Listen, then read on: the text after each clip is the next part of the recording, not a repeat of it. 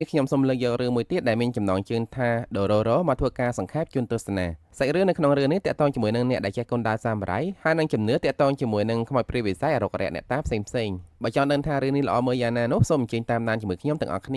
ាសាច់រឿងចាប់ផ្ដើមជាមួយនឹងមេធំរបស់ក្រុមសាមរ៉ៃម្នាក់ឈ្មោះដៃហ្គោកំពុងតែជិះសេះបោះពួយកាត់ភ្លៀងទៅកាន់កន្លែងមួយពេលទៅដល់ដៃហ្គោបានចុះពីលើសេះដើរឡើងតាមកម្មចន្ទាដែលនាំគាត់ទៅកាន់ព្រះវិហារមួយនៅលើភ្នំដែលគេហៅថា Hall of Hell បើប្រែជាភាសាខ្មែរគេថាសាលនរកឬក៏វិហារតាក់ទងជាមួយនឹងឋាននរកដៃហ្គោទៅកាន់ទីនោះគឺដើម្បីនិយាយជាមួយនឹងអរិយអ្នកតាទាំង12ដែលគេហៅថា Demon God ឲ្យជួយស្រោចស្រង់ភូមិស្រុកដែលគាត់កាន់កាប់ផងបច្ចុប្បន្ននេះប្រជាជនរបស់គាត់កំពុងតែជួបគ្រោះទុរភិក្សអត់មានអាហារហូបចុកគ្រប់គ្រាន់ហើយនឹងជំងឺរាតត្បាតដែលបណ្ដាលឲ្យពួកគេស្លាប់ជាបន្តបន្ទាប់នៅពេលនោះដៃហ្គោបានដាក់លក្ខខណ្ឌថាបើសិនជា Demon God ព្រមការពារភូមិរបស់គាត់និងជួយភូមិរបស់គាត់ឲ្យរីកចម្រើននោះ Demon God ចង់បានអីពីគាត់ក៏គាត់យល់ព្រមឲ្យដែរគ្រាន់តែដៃហ្គោនិយាយចប់ភ្លាមមានរន្ទះបាញ់យ៉ាងខ្លាំងចូលទៅក្នុងព្រះវិហារបណ្ដាលគាត់ត្រូវរបួសថ្ងាសនោះចង់បញ្ជាក់ថា Demon God បានចុះហត្ថលេខានៅលើថ្ងាសរបស់គាត់រួចហើយប្រហែលថ្ងៃក្រោយមកនៅភូមិគ្រឹះរបស់ដៃហ្គោបានអង្គុយចាំយ៉ាន់ទះសារដោយសារតែប្រពន្ធរបស់គាត់កំពុងតែឈឺពោះសម្រាប់កូនដំបងក្រោយមកបន្ទាប់ពីកូនកើតមកយំងាបានតែ2-3ម៉ាត់ស្រាប់តែមានរន្ទះយ៉ាងចម្លែកបាញ់ផងផាំងចូលទៅក្នុងផ្ទះចំទារកនោះតែម្ដងបន្ទាប់ពីរន្ទះស្ងប់ទៅវិញដៃហ្គោក៏បញ្ញាប់ចូលទៅមើលហើយឃើញថាកូនរបស់គាត់អត់មានស្បែកអត់មានភ្នែកច្មោះតិចនិងដៃជើងអីទេប៉ុន្តែនៅរស់រានមានជីវិតឃើញចឹងដៃហ្គោដូចជាអត់មានតក់ស្លុតអីសោះបែរជាសោយសប្បាយដោយសារតែគាត់ដឹងថា Demon God យល់ព្រមជាមួយនឹងលក្ខខណ្ឌរបស់គាត់ហើយគាត់បានឲ្យឈ្មោះយកកូននឹងទៅបោះចោលទៅទោះបីជាប្រពន្ធរបស់គាត់ខំបោយ៉ាងណាក៏គាត់អត់ព្រមស្ដាប់ដែរនៅទីនោះផងដែរដៃហ្គោបានឃើញរូបចម្លាក់របស់ព្រះពោធិសត្វមួយបានដាច់ក្បាលហើយអ្នកបម្រើប្រាប់ថារូបនឹងដាច់ក្បាលដោយសារតែអន្ទាក់បាញ់មុននឹងកន្លែងនេះខ្ញុំសូមប្រហាប្រាប់បន្តិចតាមពិតព្រះពោធិសត្វនឹងជួយកូនប្រុសរបស់គាត់កុំឲ្យស្លាប់តាំងពីដើមមកប្រពន្ធរបស់គាត់តែងតែបួងសួងសូមឲ្យព្រះពោធិសត្វនឹងជួយកូនក្នុងផ្ទៃរបស់នាងផងតាមតែមើលឈ្មោះគាត់ចង់យកទារកកំសត់យកទៅបលិចទឹកចោលប៉ុន្តែគាត់ហាក់បីដូចជាទទួលអារម្មណ៍ដឹងថាទារកម្នាក់នោះចង់រស់ដល់ពេលអញ្ចឹងទៅគាត់ក៏ដាក់ទារកនោះនៅលើទូកមួយនៅក្បែរនោះហើយបណ្ដែតតាមទឹកឲ្យទារកនោះរស់ឬក៏ស្លាប់តាមយថាកម្មរបស់គាត់ចោះក្រោយមកបន្ទាប់ពីគាត់បានរុញទារកនោះផុតពីដៃហើយស្រាប់តែមានវិស័យមួយក្បាលចេញមកខាំគាត់ស៊ីធ្វើជាអាហារនៅទីនោះផងដែរមានលោកតាពិការភ្នែកម្នាក់ដៃកាន់ចាប៉ីបានដើរទៅដល់ទីនោះនៅក្នុងដងចាប៉ីរបស់គាត់មានលាក់ដាវមួយយ៉ាងស្រួយដែលគាត់ប្រើសម្រាប់ចាត់ការបិសាចនោះបានប៉ុន្តែមិនថាលោកតាម្នាក់នោះពិការភ្នែកប៉ុន្តែគាត់អាចមើលឃើញព្រលឹងរបស់មនុស្សឬក៏បិសាចបាននៅពេលនោះគាត់បានមើលទៅកាន់ទារកនៅលើទូកហើយឃើញថាកុមារដែលគេបណ្ដែតតាមទូកនោះត្រូវបណ្ដាសាគេទោះជាយ៉ាងណាលោកតាពិការភ្នែកអាចបានព្យាយាមជួយទារកម្នាក់នោះទេក៏បន្តដំណើរទៅមុខទៀត16ឆ្នាំក្រោយមកទារកនោះបានធំនឹងក្តីហើយគាត់មានឈ្មោះថាយ៉ាគីម៉ារូការដែលគាត់មានដៃមានជើងហ្នឹងសុទ្ធតែជាគ្រឿងសិប្បនិម្មិតតែប៉ុណ្ណោះហើយប្រវត្តិរបស់គាត់យ៉ាងណានោះយើងនឹងដឹងនៅពេលក្រោយបន្តមកសាច់រឿងបានកាត់ទៅមើលតួអង្គសំខាន់ម្នាក់ទៀតឈ្មោះដូរ៉ូរ៉ូការតុបតែងខ្លួនរបស់នាងមើលទៅដូចក្មេងប្រុសប៉ុន្តែនាងគឺជាក្មេងស្រីនោះទេនៅពេលនេះនាងកំពុងតែបញ្ចេញទ្វេមាត់លក់ឡៃឡង់របស់នៅផ្សារហើយពេលដែលនាងកំពុងលក់សក់ស្រាប់តែមានជនពាលមួយក្រុមមករករឿងនាងបើតាមសម្ដីរបស់ក្រុមជនពាលទាំងនោះរបស់ដែលដូរ៉ូរ៉ូកំពុងតែលក់ហ្នឹងគឺនាងបានលួចពីពួកគេមកពួកគេឃើញនាងជាក្មេងទុរគតអាណិតនាងក៏ឲ្យការងារនាងធ្វើចាំយាមរបស់របរឲ្យពួកគេនាងបែរជាលួចរបស់របរពួកគេយកមកលក់ទៅវិ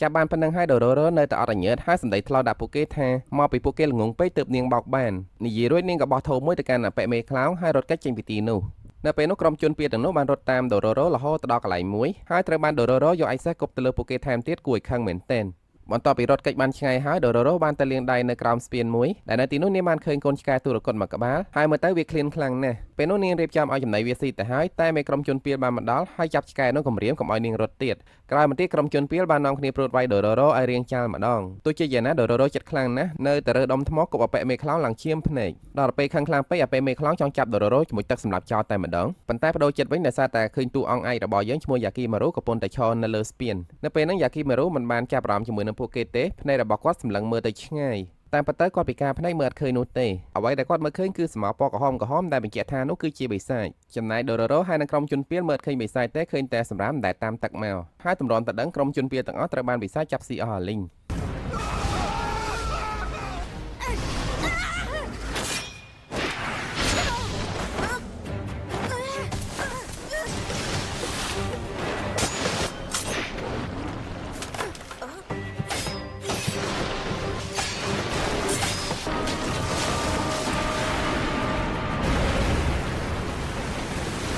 បន្ទាប់ពីចាត់ការបិសាចនឹងបានហើយដូរ៉ូបានយកដៃសប៉ាន់មិត្តរបស់យ៉ាគីម៉ារូទៅសោកចូលក្នុងដៃរបស់គាត់វិញនៅពេលនោះនាងចាប់អារម្មណ៍ថាមុខមាត់របស់យ៉ាគីម៉ារូសុទ្ធតែសប៉ានិមិត្តទាំងអស់ក្រោយមកបន្តិចស្រាប់តែយ៉ាគីម៉ារូមានអាការៈចម្លែកហើយស្រោមមកសប៉ានិមិត្តរបស់គាត់ក៏ធ្លាក់ចុះមកចំណែកនៅលើមុខគាត់បានដកចេញស្បែកថ្មីដែលជាស្បែកពិតប្រាកដនៅក្នុងរឿងនេះឲ្យតែយ៉ាគីម៉ារូសម្រាប់បិសាចដែលជា Demon God ណាមួយក្នុងចំណោមទាំង12នោះគាត់នឹងទទួលបានសរីរាង្គដើមរបស់គាត់មកវិញចាប់តាំងពីពេលនឹងមកដូរ៉ូបានដើរតាមយ៉ាគីម៉ារូនាងដូចជាមិនជឿសោះថាយ៉ាគីម៉ារូមើលអត់ឃើញហើយនាងមានសំណួរច្រើនណាស់ចង់សួរគាត់ប៉ុន្តែនៅពេលនេះយ៉ាគីម៉ារូក៏ហិចថ្លង់ស្ដាប់នាងអត់លឺនិយាយក៏អត់កើតដែរបន្តមកទៀតយ៉ាគីម៉ារូបានឈប់តាមផ្លូវដើម្បីបេះផ្លែឈើញ៉ាំរួចហើយគាត់បានចុះទៅក្នុងបឹងចាប់បានត្រីមួយចំនួនចង់ញ៉ាំទាំងឆៅប៉ុន្តែដូរ៉ូបានខាត់គាត់ចាំនាងចម្អិនឲ្យឆ្អិនសិនទើបញ៉ាំឆ្ងាញ់នៅយប់នោះពេលសម្រាប់ញ៉ាំត្រីដូរ៉ូបានបបួលយ៉ាគីម៉ារូចូលរួមធ្វើការងាររកស៊ីជាមួយនាងហើយនាងធានាថាពួកគេទាំងពីរនាក់នឹងក្លាយទៅជាអ្នកមានស្ដុកស្ដំដូរ៉ូដូចជាចូលចិត្តនិយាយជាមួយនឹងយ៉ាគីម៉ារូច្រើនទោះបីជាដឹងថាគាត់ស្ដាប់អត់ឮក៏ដោយចំណែកយ៉ាគីម៉ារូវិញការដែលគាត់យកព្រមឲ្យដូរ៉ូនៅក្បែរគាត់គឺដោយសារតែគាត់មើលឃើញព្រលឹងរបស់ដូរ៉ូមានពណ៌ស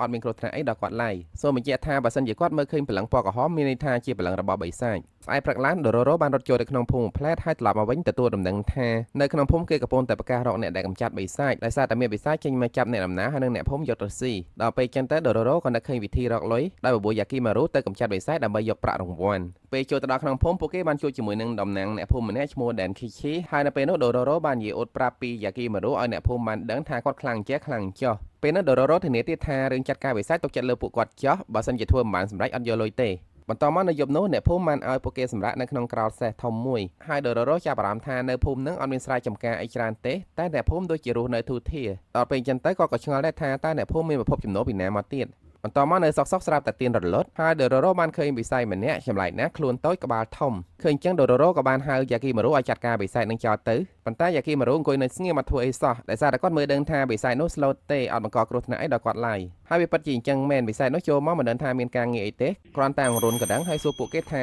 Do you want ប្រែថាចង់បានអត់រួចហើយក៏ដើរចេញទៅវិញបានពេលព្រឹកឡើងដែនឃីជីបានមកដល់ហើយប្រាប់ថាមេភូមិចង់ជួបពួកគេហើយនៅពេលដែលពួកគេកំពុងតែធ្វើដំណើរទៅកាន់ផ្ទះរបស់មេភូមិឃើញថាប្រជាជននៅភូមិហ្នឹងគួរសង្ស័យណាស់ពេលទៅដល់ដូរ៉ូចាប់អារម្មណ៍ថាផ្ទះមេភូមិធំហើយស្អាតទៀតហើយពេលចូលទៅដល់ខាងក្នុងដូរ៉ូចាប់អារម្មណ៍ទៀតហើយថាមេភូមិគឺជាស្រីស្អាតម្នាក់ឈ្មោះបានដៃប្រាប់ថានាងដើររួចទេដោយសារតែនាងរបួសជើងចំណែកយ៉ាគីម៉ារូវិញគ្រាន់តែងើបមកមើលឃើញបានដៃភ្លាមគាត់ចង់ដកដៃទៅចាត់ការនាងផ្លែតឃើញចឹងដូរ៉ូក៏ព្យាយាមខាត់គាត់ហើយស្ដីគាត់ថាការប្រយុទ្ធមិញឃើញបិសាចព្រមដកដៃទេឥឡូវឃើញស្រីស្អាតចង់ដកដៃអីណានៅពេលនោះដែនឃីជីបានដឹកនាំគ្នាចូលមកចាប់ពួកគេរួចហើយបញ្ជូនពួកគេយកទៅដាក់ឃុំនៅកន្លែងមួយនៅទីនោះពួកគេបានជួបជាមួយនឹងលោកតាពិការភ្នែកដែលយើងបានឃើញម្ដងហើយកាលពី16ឆ្នាំមុនលោកតាពិការភ្នែកប្រាប់ថាគាត់ក៏ត្រូវបានគេចាប់មកដាក់ឃុំនៅកន្លែងហ្នឹងដែរនៅពេលនោះគាត់បានបញ្យល់ប្រាប់ដូរ៉ូថាអ្នកពិការភ្នែកដូចជាគាត់ហើយនឹងយ៉ាគីម៉ារូអាចមើលឃើញព្រលឹងរបស់មនុស្សនិងបិសាចខណៈពេលដែលពួកគេកំពុងតែនិយាយគ្នានោះស្រាប់តែមានបិសាចមួយទៅដល់ទីនោះយើងអត់ដឹងថាបិសាចនោះមានរូបរាងមិនទេគ្រាន់តែឃើញដៃវាឡើងតាមដងមកហើយយ៉ាគីម៉ារូបានដេញតាមចាត់ការវាតាមពិតទៅដូរនោះគឺជាផ្លូវក្រោមដីដែលនាំពួកគេទៅដល់ផ្ទះមេភូមិវិញពេលទៅដល់លោកតាពិការភ្នែកបានប្រាប់ដូរ៉ូថាមេភូមិឈ្មោះបានដៃនោះមានព្រលឹងពណ៌ក្រហមដូចឈាមដែលមានន័យថានាងគឺជាបិសាច Demon God ម្នាក់ហើយអត់លាក់បានទៀតទេបានដៃក៏ប្រែក្លាយទៅជាបិសាចដែលមានរូបរាងមើលទៅគួរខ្លាចមែនទែន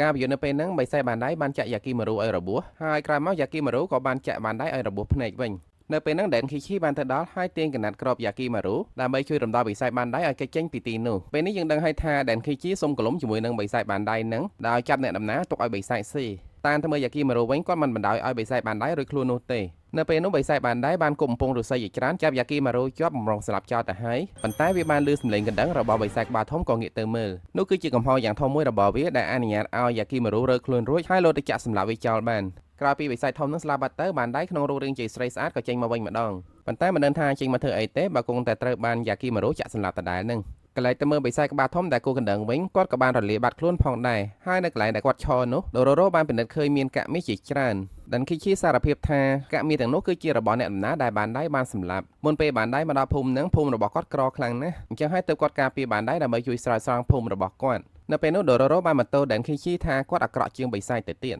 តបន្តមកទៀតដូរ៉ូយ៉ាគីម៉ារូហើយនិងលោកតាពិការភ្នែកបានបន្តដំណើរទៅមុខទៀតហើយនៅពេលដែលពួកគេដើរមិនទាន់បានប្រមាណផងស្រាប់តែយ៉ាគីម៉ារូមានអាការៈចម្លែកមូលហេតុគឺដោយសារតែក្រោយពីគាត់សម្លាប់បិសាចបានដៃគាត់ទទួលបានញៀនមួយទៀតគឺដឹងពីការឈឺចាប់នៅក្នុងខ្លួនបន្តមកសាច់រឿងបានកាត់ទៅមើលប្រវត្តិរបស់យ៉ាគីម៉ារូកាលពី16ឆ្នាំមុននៅពេលដែលគាត់ត្រូវបានគេបណ្តែតតាមទូកទៅតាមទឹក នៅពេលនោះគាត់បានដែលទៅជួបជាមួយនឹងបរិបពុកមាត់ម្នាក់ឈ្មោះជូខៃហើយដោយសារតែឃើញយ៉ាគីម៉ារូនៅចង់រស់ជូខៃនៅពេលក៏យកគាត់ទៅចិញ្ចឹម6ឆ្នាំក្រោយមកគេឃើញថាយ៉ាគីម៉ារូមានដៃមានជើងអាចដើរបានដោយសារតែជូខៃបានធ្វើដៃជើងសិប្បនិម្មិតឲ្យគាត់មានថ្ងៃមួយនៅពេលដែលគាត់ដើរនៅក្នុងព្រៃសុកស្រាប់តែមានបិសាចចចយ៉ាងធំបែកប្រហារមកលើគាត់សំណាងល្អជូខៃបានជួយសង្គ្រោះគាត់ទាន់ចាប់តាំងពីពេលនោះមកជូខៃចាប់អារម្មណ៍ថាពួកបិសាចតែងតែព្យាយាមតាមយាយីយ៉ាគីម៉ារូជានិច្ចហើយដើម្បីឲ្យយ៉ាគីម៉ារូអាចរស់នៅបានដោយខ្លួនឯងទៅថ្ងៃអនាគតជូខៃចាប់ផ្ដើមបង្រៀនក្បាច់គុណដល់គាត់នៅអាយុ16ឆ្នាំយ៉ាគីម៉ារូចេះក្បាច់គុណយ៉ាងស្ទាត់អាចចាត់ការបិសាចជាច្រើនការពារខ្លួនបានហើយមានថ្ងៃមួយនោះគាត់បានសម្លាប់បិសាចដែលជា Demon God មួយក្បាលដែលការសម្លាប់បិសាចមួយក្បាលនោះបានផ្ដល់ឲ្យគាត់នៅជើងស្ដាំរបស់គាត់មកវិញ